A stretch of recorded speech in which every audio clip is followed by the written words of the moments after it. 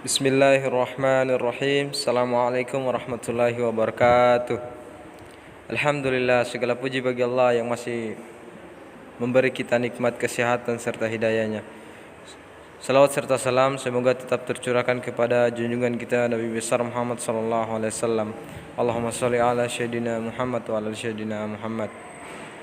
Perkenalkan, saya atas nama Aslan, Fakultas Tarbiyah dan Ilmu Keguruan, Institut Agama Islam Negeri Kendari, tahun 2021. Di sini saya akan menjelaskan tentang konsep produksi, distribusi, dan konsumsi. Baiklah, sesuai yang kita tahu, keadaan seorang manusia sebagai makhluk monopluralisme mempunyai keinginan atau kebutuhan yang bermacam-macam. Kebutuhan orang satu berbeda dengan kebutuhan orang lain. Kebutuhan sekarang berbeda dengan kebutuhan pada masa yang akan datang. Selain itu, kebutuhan manusia senantiasa bertambah, baik dalam jumlahnya maupun kualitasnya.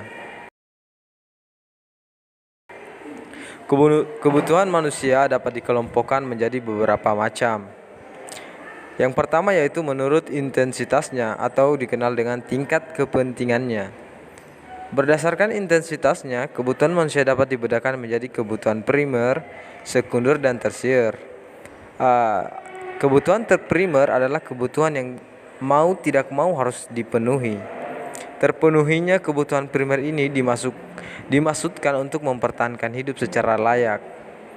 Apabila kebutuhan primer ini tidak dapat dipenuhi, maka manusia tidak dapat mempertahankan hidupnya sebagai layaknya manusia.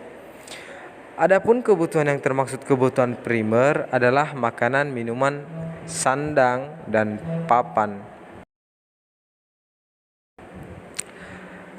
Yang kedua yaitu menurut jangka waktunya. Menurut jangka waktunya, kebutuhan manusia dapat dibedakan menjadi kebutuhan sekarang, kebutuhan masa yang akan datang, dan kebutuhan yang tidak menentu. Kebutuhan sekarang adalah kebutuhan yang tidak dapat ditunda, misalnya kebutuhan obat untuk orang sakit. Adapun yang ketiga, kebutuhan menurut sifatnya. Menurut sifatnya, kebutuhan manusia dapat dibedakan menjadi kebutuhan jasmani dan kebutuhan rohani. Contohnya, kebutuhan jasmani adalah makanan, minuman, pakaian, rumah. Sedangkan kebutuhan rohani adalah kebutuhan yang berhubungan dengan jiwa. Sebagai contoh, kebutuhan akan pendidikan, hiburan, agama, dan ketentraman. Adapun yang keempat, menurut subjek yang membutuhkan kebutuhan. Berdasarkan subjek yang membutuhkan dapat dibedakan menjadi kebutuhan individu dan kebutuhan secara kelompok.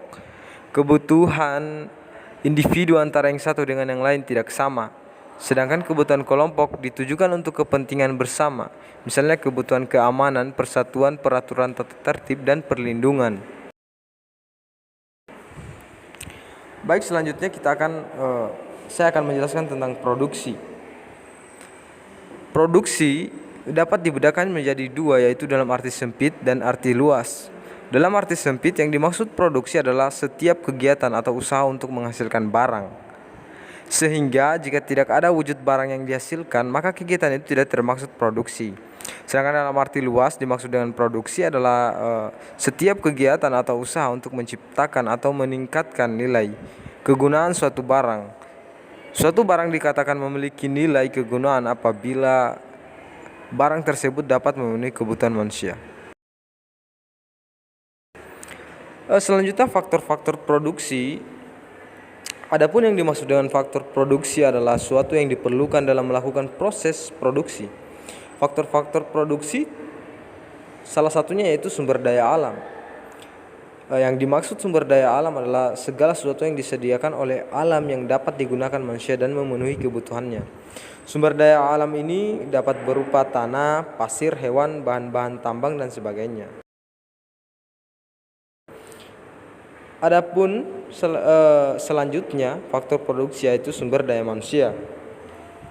Yang dimaksud sumber daya manusia adalah kemampuan atau usaha manusia yang baik berupa jasmani maupun rohani, yang dimaksud untuk meningkatkan nilai guna suatu barang. Sumber daya manusia dapat dibedakan menjadi dua, yaitu tenaga kerja rohani dan tenaga kerja jasmani. Adapun yang ketiga, sumber daya modal. Segala daya atau barang yang dihasilkan untuk dipakai menghasilkan barang atau jasa selanjutnya.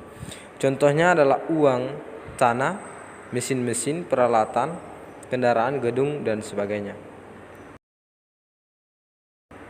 Adapun yang keempat yaitu keterampilan pengusaha atau biasa disebut dengan skill. Pengusaha adalah orang yang bertanggung jawab terhadap suatu usaha, berani mengambil inisiatif dan risiko, dan yang diambil mengambilkan keputusan serta berani menanggung segala risiko. Tugas pengusaha adalah mengatur dan menentukan serta mengkombinasikan berbagai faktor produksi untuk menghasilkan barang dan jasa.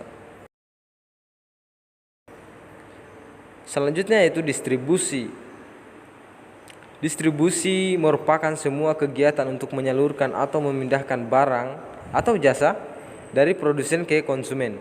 Produsen adalah mereka yang menghasilkan barang atau jasa, sedangkan konsumen adalah mereka yang menggunakan atau memakai barang atau jasa. Fungsi distribusi, sebagian besar barang-barang yang dihasilkan oleh produsen agar sampai ke tangan konsumen memerlukan proses yang panjang. Tempat tinggal konsumen tidak selalu berada dalam satu wilayah dengan produsen. Tempat tinggal konsumen tidak sama tetapi berpisah-pisah. Saluran distribusi menurut Vernon dan Jackson sebagai dikemukakan oleh Winata Putra pada tahun 2003, jenis saluran distribusi berdasarkan intensitasnya dibagi menjadi 3, yaitu bentuk intensif, untuk selektif, dan bentuk eksklusif.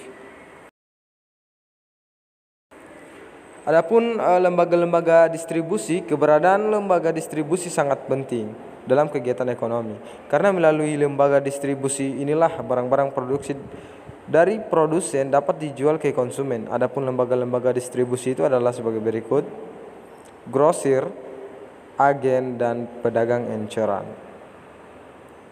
Alat-alat distribusi. Untuk memperlancar pelaksanaan distribusi diperlukan alat-alat, yaitu alat pengangkut, alat penyimpanan atau gudang, dan alat promosi. Selanjutnya yaitu konsumsi. Konsumsi adalah tindakan manusia untuk mengurangi atau menghabiskan guna suatu barang. Selama masih hidup, manusia memerlukan konsumsi yang baik yang tinggal di daerah pedesaan maupun yang tinggal di perkotaan. Setiap hari manusia berkonsumsi baik berupa barang atau jasa. Berkurang atau hilangnya guna barang karena digunakan untuk memenuhi kebutuhan hidup. Faktor-faktor yang mempengaruhi orang melakukan konsumsi. Ada beberapa faktor yang mempengaruhi besar kecilnya konsumsi seorang. Di antaranya yang pertama yaitu tersedianya barang-barang yang dibutuhkan. Yang kedua yaitu harga barang. Yang ketiga adalah penghasilan atau pendapatan.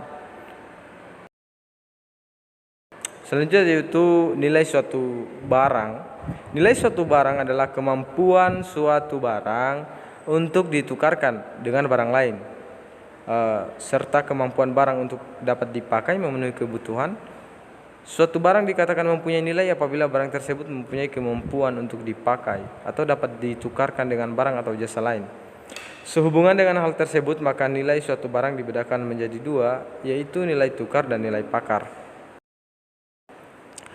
Baiklah, mungkin hanya itu yang bisa saya sampaikan dari materi tentang konsep produksi, distribusi, dan konsumsi. Kurang dan lebihnya mohon dimaafkan. Terima kasih atas perhatiannya. Saya tutup dengan ucapan Assalamualaikum warahmatullahi wabarakatuh.